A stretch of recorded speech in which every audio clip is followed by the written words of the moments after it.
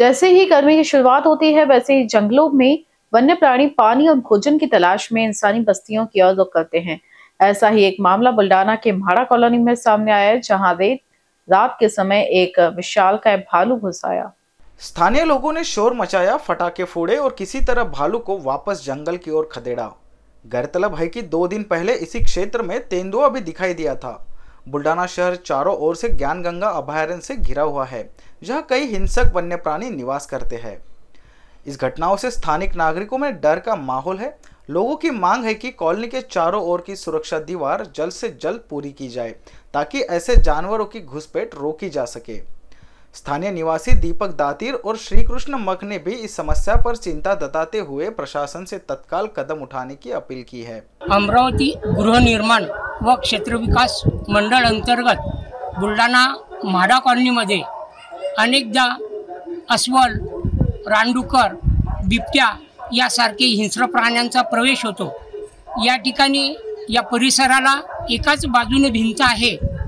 वास्तविक पाहता हा परिसर अजिंठा डोंगर रांगेत दरीला लागून असल्याने या ठिकाणी जर परिपूर्ण भिंत असती तर अशा प्रकारच्या धोक्यापासून स्थानिक नागरिकांचं संरक्षण होऊ शकते आणि म्हणून संबंधित विभागाने या परिसराला परिपूर्ण भिंत कशी करता येईल असा प्रयत्न करणे, अशी कारवाई करणे अत्यंत आवश्यक आहे। आणि स्थानिक नागरिकांनी विशेषतः आपल्या मुलांकडे लक्ष देण्याची गरज आहे, कारण आपलं संरक्षण हे आपल्या हाती आहे। तेव्हा नागरिकांनी आपल्या मुलांचं आपलं संरक्षण करण्यासाठी खबरदारी घेणे अत्यंत आवश्यक वाटते। नमस्कार, दीपक दातीर, मी म्हाडा कॉलनी इथला रहिवासी आहे। काल रात्री साधारण 8:30 ते 9च्या वेळेला जेवण झाल्यानंतर मी खाली फिरण्यासाठी आलो आणि आमच्या बी विंगमधून खाली उतरल्यानंतर मला समोर असं वाटलं की बाबा म्हैस धावते का किंवा काय डुक्कर वगैरे आहे का।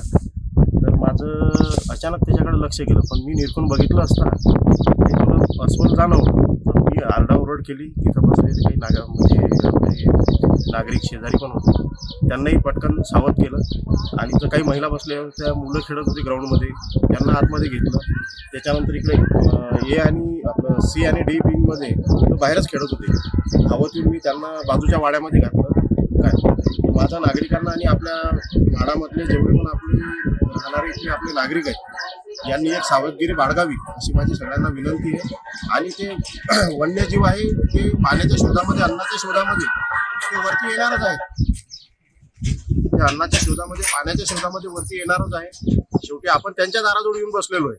काय तर आपल्यापासून त्यांनाही इजा नको आणि त्यांच्यापासून आपल्यालाही इजा नको, या दृष्टिकोनातून आपण एक काम करावं की संध्याकाळच्या वेळेला किंवा इकडे फिरणारे जे लोक येतात सकाळ किंवा संध्याकाळी त्यांनी एक सावधगिरी बाळगावी। काय कारण प्रत्येक वेळेस शासनाचं आपल्या पाठीमागे उभं राहील असंही काही होणार नाही।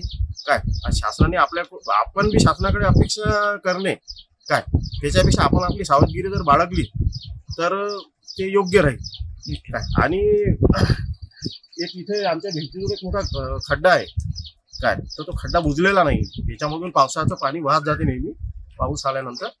तर माझा एक असा अंदाज आहे की त्या छिद्रामधूनच ते अस्वल बाहेर आलेलं असावं। NBCN न्यूज के लिए अभिषेक पानसी की रिपोर्ट।